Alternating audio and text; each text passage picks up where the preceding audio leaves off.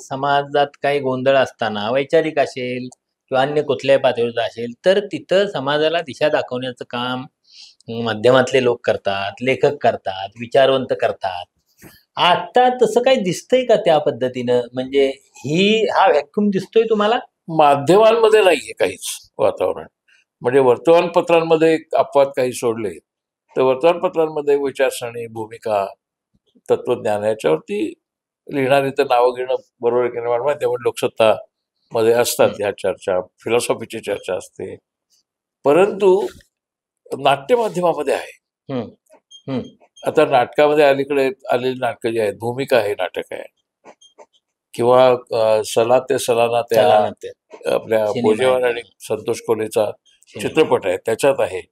तर साहित्य, चित्रपट आणि कला ह्याच्यामध्ये अजून सॅनिटी आहे.